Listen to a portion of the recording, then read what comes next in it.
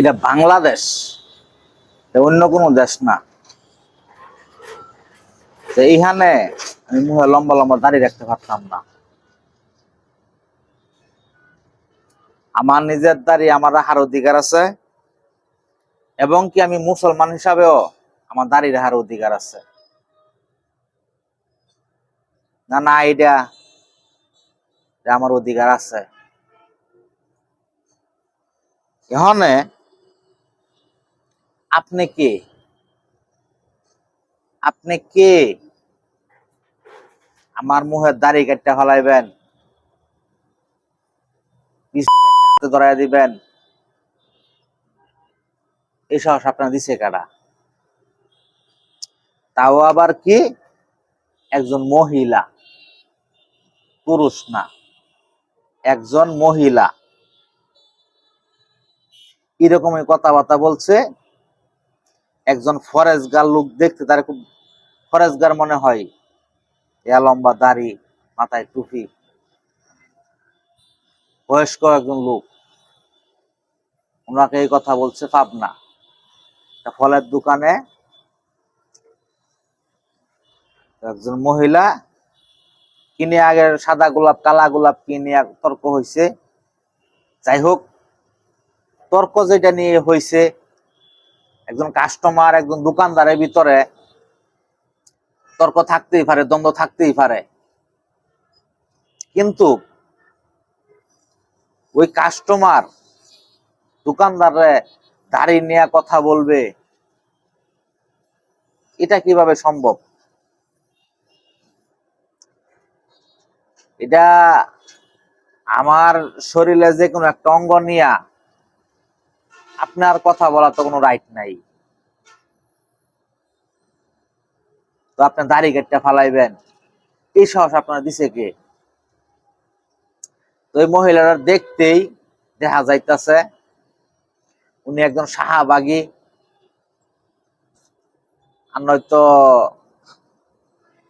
পল্লী থেকে, জনপল্লী থেকে আইছে এরকমই। কারণ ওনার যে পোশাক, ওনার যেই কথা স্টাইল, গুরুর কি অবস্থা, চেহারা, মানে একদম বয়স হয়ে গেছে গা, তারপরেও তা সে পর্দার ভিতরে তো নাই। আর আমার জানা নাই উনি মুসলমান কিনা হিন্দু। আমার মনটা কই মুসলমান হয়, কিন্তু মুসলমান থাইকে আমরা কালচার পুরাটা বিধর্মীর, সে দাড়ি সহ্য করতে পারে না। কিরকম কিরকম একটা পুরুষের বাপ নিয়ে দোকানে গেছে।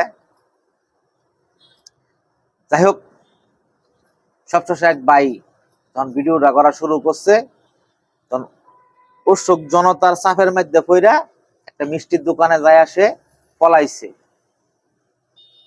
1 ঘন্টার উপরে ওখানে আটকা ছিল।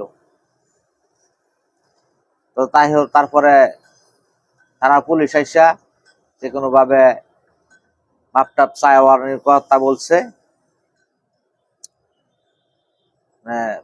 উনি প্রথমে বলছিল উনি পাবনার একজন প্রভাবশালী একজন লোক।